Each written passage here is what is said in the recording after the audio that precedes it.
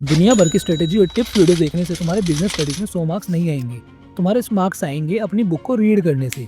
एक नहीं, दो नहीं, जितनी ज़्यादा रीड करोगे बुक्स, उतने ज़्यादा मार्क्स आने के चांसेस होंगे। अगर आपको बुक से पढ़ने के बाद भी कॉन्फिडेंस नहीं आता और डर लगता है तो इस स्ट्रेटेजी को एक बार फॉलो करके देखो। किसी भी एक चैप्टर की वन शॉट वीडियो को देखने के बाद उसे बुक से रीड करो और उसके बाद सीबीएसई के प्रीवियस ईयर क्वेश्चन पेपर को उठाओ और उसमें से प्रैक्टिस करो। किस टाइप के क्वेश्चंस आ रहे हैं एग्जाम में उनको देखो और समझो वो तुम्हें समझ आ भी रहे हैं या नहीं। तो सबसे पहले तुम्हें पढ़ाई शुरू करनी है एनसीईआरटी से। हाँ, मुझे पता है तुम कोई ना कोई रेफरेंस बुक यूज़ कर रहे होगे, बट ये मत भूलना कि एनसीईआरटी ही है जहाँ से आपका एग्जाम पेपर बनेगा, तो उसको ज़रूर कर लेना। और एनसीईआरटी या वन शॉट देखते हुए तुम लोग अपने समरी शॉर्ट नोट्स साथ के साथ बनाते रहना, ताकि एग्जाम बेस में उसी से पढ़ के रिवाइज कर सको। नहीं तो तुम्हें बार बार वन शॉट वीडियो देखने में टाइम वेस्ट करना पड़ेगा। तो बेस्ट यही होगा कि तुम अपने खुद के हैंड रिटन नोट्स बना लो और उन्हीं को बार बार रिवाइज करो, ताकि चीज़ें ज़्यादा रिटेन रहे। एक बार पढ़ने से तो चीज़ें याद नहीं होंगी, उसको मल्टीपल बार रिवाइज करना पड़ेगा। इस वीडियो में आपको मैं वो सब बताऊंगा कि कैसे चीज़ें याद करनी है, कैसे केस स्टडीज़ को सोल्व करना है और कैसे पेपर को एग्जाम में अटेम्प्ट करना है, जिससे तुम्हारे अच्छे मार्क्स आ सके। और हाँ, सबसे ज़्यादा रिपीट होने वाले मोस्ट इंपॉर्टेंट क्वेश्चन भी शेयर करूँगा। देखो, बिजनेस स्टडीज़ में अगर तुमने ध्यान दिया है तो हर चैप्टर में मेरिट्स, डीमेरिट्स, उसके फीचर्स, किसी फंक्शन की प्रोसेस, उसके स्टेप्स या फैक्टर, यही सब चीज़ें हैं। और फ़र्क है तो सिर्फ कीवर्ड्स का। तो हर चैप्टर में कुछ ना कुछ अलग होते हैं, तो तुम्हें बस उसमें समझने की ज़रूरत है एक बार, और एग्ज़ाम में तुम खुद मैनेज कर लोगे हेड पॉइंट्स अगर तुम्हें याद होंगे तो। बिजनेस स्टडीज़ में हमारे 12 चैप्टर्स हैं और इनको हमें कवर करना है सिर्फ 4 दिन में। तो अब हमें उसके लिए एटलीस्ट 12 डिवाइड बाई 4 यानी कि 3 चैप्टर को एक दिन में करना पड़ेगा। अब आपको 3 चैप्टर्स जो उठाने हैं, इसे पूरा दिन में उन्हीं को बुक से पढ़ना है। जो समझना है उसके लिए वन शॉट देखनी है, और बस इतना काफ़ी है। इतना काफ़ी तो नहीं है, क्योंकि सिर्फ चैप्टर पढ़ने से मार्क्स नहीं आएंगे। एग्जाम में आपके क्वेश्चंस आने वाले हैं और केस स्टडीज़ ही ऐसी चीज़ें जिसमें तुम्हें सबसे ज़्यादा दिक्कत आती है। तो उसके लिए तुम्हें सैम्पल पेपर उठा के क्वेश्चन प्रैक्टिस करने पड़ेंगे। पिछले साल के प्रीवियस ईयर क्वेश्चंस को उठा लो, उन्हें प्रैक्टिस करो। स्ट्रेट फॉरवर्ड वाले जो भी क्वेश्चन है वो तो तुम कर ही लोगे, प्रैक्टिस की ज़रूरत तुम्हें सिर्फ केस स्टडीज़ में पड़ेगी। इसी प्लान को फॉलो करोगे प्रॉपरली तो तुम्हारा 4 दिन में पूरा सिलेबस कवर हो जाएगा, और उसके बाद जो टाइम मिलेगा उसमें मल्टीपल बार रिवीजन कर सकते हैं। अब ये तो बता दिया कि कितना पढ़ना है एक दिन में। अब हम बात करेंगे इंपॉर्टेंट टॉपिक्स की। तो ये देखो, सबसे पहले chapter 1, nature and significance of management. इसमें से आपको क्वेश्चंस करने हैं मैनेजमेंट वाले। इफेक्टिवनेस और एफिशिएंसी में से केस स्टडी क्वेश्चन बनता है, और कोऑर्डिनेशन की इंपॉर्टेंस। सेकंड चैप्टर है प्रिंसिपल्स ऑफ मैनेजमेंट। उसमें फेयल और टेलर की जो भी कंट्रीब्यूशन है उसकी कंपैरिजन। फेयल के principle, unity of command, equity, order वाले।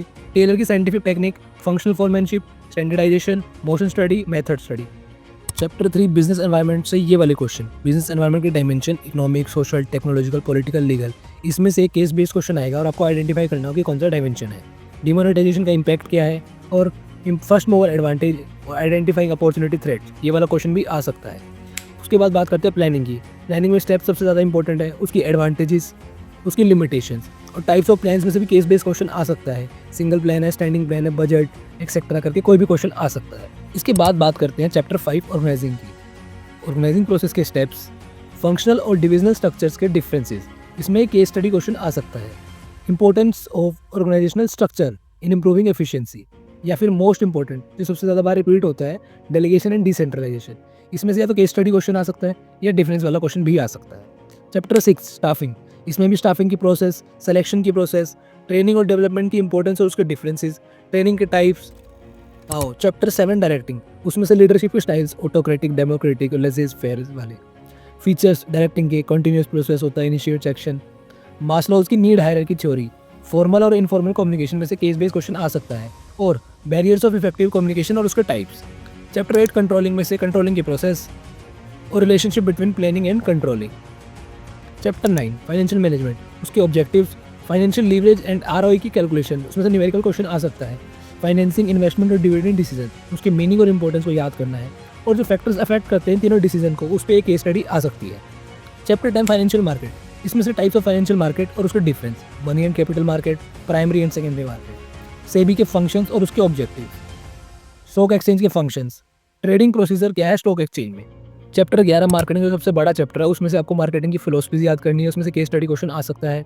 चारों एलिमेंट्स मार्केटिंग मिक्स की, promotional tools like personal selling, advertising, इसको एक्सप्लेन करना होगा एग्जांपल्स के साथ। एडवर्टाइजिंग वर्सेस पर्सनल सेलिंग भी आ सकता है, या फिर channels of distribution. Last chapter है कंज्यूमर प्रोटेक्शन का। इसमें से आपको कंज्यूमर की राइट्स और रिस्पॉन्सिबिलिटी याद करनी है। उसमें से आपको केस स्टडी आ सकती है। केस स्टडी सॉल्व करने के लिए आपको कीवर्ड्स का पता होना ज़रूरी है। उसके अलावा है रिड्रेसल एजेंसीज़। तो ये सब इंपॉर्टेंट क्वेश्चंस हैं इन सारे चैप्टर्स के। उसके बाद अब मैं तुम्हें पेपर का पैटर्न बता देता हूँ। तुम्हारा एग्जाम 80 मार्क्स का होगा, जिसमें से 40 थ्योरी होगी और 40 मार्क्स की केस स्टडी। इसमें भी आपके 20 एमसीक्यू आएंगे, जिसमें से 10 स्मॉल केस स्टडीज आएंगी। 4 क्वेश्चंस होंगे 3 मार्क्स के, जिसमें से 2 केस स्टडीज होंगी। 6 क्वेश्चंस होंगे 4 मार्क्स के, जिसमें से 3 केस स्टडीज होंगी। और 4 क्वेश्चंस होंगे 6 मार्क्स के, जिसमें से 2 केस स्टडीज होंगी। अब हमने पेपर पैटर्न तो समझ लिया। तो मेन दिक्कत आती है बिजनेस स्टडीज़ में याद करने में, क्योंकि इतने सारे पॉइंट्स होते हैं कि याद ही नहीं होती है और कन्फ्यूजन क्रिएट हो जाती है। तो उसके लिए तुम्हें एक काम करना है। ये ट्रिक सबसे बेस्ट है और आपको बहुत हेल्प करेगी। किसी भी चैप्टर को पढ़ने के बाद उसको बंद करो बुक्स को, और एक पेज उठाओ, उस पर जितना तुम्हें याद आ रहा है उसको कीवर्ड्स और उसके मेन पॉइंट्स को लिख लो। जो चीज़ आपको याद नहीं आ रही, जिस चीज़ में आप स्ट्रगल कर रहे हो, भूल रहे हो बार बार, उसको किसी दूसरे कलर के पेन से लिख दो, ताकि तुम्हें ये पता रहे कि ये चीज़ें आप बार बार भूलते हो और इसको आपको बार बार रिवाइज करने की ज़रूरत है। और जब आप प्रीवियस ईयर क्वेश्चन सोल्व करो तो 10 में से 2-3 केस स्टडीज़ को लिख के सोल्व करना और एनालाइज करना कि तुम कहाँ लैग कर रहे हो, कौन से टॉपिक पे तुम्हें और फोकस करने की ज़रूरत है। इससे तुम खुद की गलतियों को खुद ही आइडेंटिफाई करके सोल्व कर लोगे। और इस चीज़ को ये मत सोचना कि अब इन गलतियों को बाद में सुधारोगे। उस मिस्टेक्स को वहीं की वहीं उसी टाइम से सोल्व करो, क्योंकि बाद के लिए अगर छोड़ दिया तो समझो गया, फिर बाद कभी नहीं आएगा और वो टॉपिक तुम्हारा गलती ही बन के रह जाएगा। अब मैं बताता हूँ तुम्हें एग्जाम में लिखना कैसे। जितना पढ़ना था तुमने पढ़ लिया, अब बात करते हैं राइटिंग प्रेजेंटेशन की। बिजनेस स्टडीज़ ना एक थ्योरेटिकल सब्जेक्ट है, तो इसमें तुम्हें थ्योरी को पैराग्राफ में नहीं लिखना, तुमको पॉइंट वाइज आंसर लिखना है। हेडिंग्स को अंडरलाइन करना है और मेक श्योर करना हेडिंग्स को तुम एग्जैक्ट जैसे एनसीईआरटी में दिया वैसा ही लिखो। अंदर का कंटेंट तुम अपनी लैंग्वेज में लिखोगे तो भी चलेगा, उसके मार्क्स नहीं कटेंगे। और जो भी उसमें मेन वर्ड्स होंगे उन कीवर्ड्स को हाईलाइट कर देना, ताकि एग्जामिनर का उन पर फोकस जाए। और जहाँ तक हो सके फ्लो चार्ट से डायग्राम भी बना दो, इससे भी आपकी शीट एग्जामिनर को अच्छी लगेगी। अब बात करते हैं केस स्टडीज़ की, जो एग्जाम में आपके 60 से 70% की आती है और इसी में मार्क्स ज़्यादा कटते हैं। सबसे पहले केस स्टडीज़ के क्वेश्चन को पढ़ो। कई बार तो सिर्फ वो क्वेश्चन पढ़ के ही तुम्हें समझ आ जाएगा कि किस टॉपिक की बात हो रही है और तुम्हें आंसर में क्या लिखना है। उसके बाद केस स्टडी को वर्ड टू वर्ड पढ़ो और पढ़ते वक्त उसमें जो मेन बातें हैं उनको अंडरलाइन कर लेना। और केस स्टडीज़ करते वक्त तुम्हें सबसे पहले आइडेंटिफाई करना है ये किस चैप्टर से है। उसके बाद चैप्टर आइडेंटिफाई होने के बाद आपको आइडेंटिफाई करना है कि उसका क्या सब टॉपिक है, ये उसके फीचर्स की बात कर रहा है, उसकी इंपॉर्टेंस की, या उसकी लिमिटेशंस की। फॉर एग्जांपल, आपने पढ़ते वक्त देखा कि इसमें बैरियर्स टू कम्युनिकेशन से रिलेटेड कुछ बातें हो रही है, तो आपको समझ आ गया कि ये कौन से चैप्टर का है, और ये भी समझ में आ गया कि ये कौन से सब टॉपिक का है।